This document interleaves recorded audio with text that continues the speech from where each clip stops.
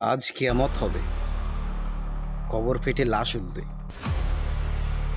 শুনে অবাক হলেন?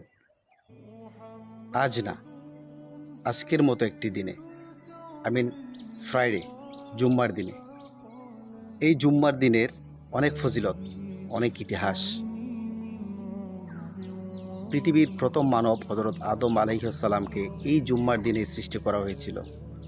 ওনাকে এই জুম্মার দিনেই জান্নাতে প্রেরণ করা হয়েছিল এবং এই জুম্মার দিনেও ওনাকে দুনিয়াতে পাঠানো হয়েছিল।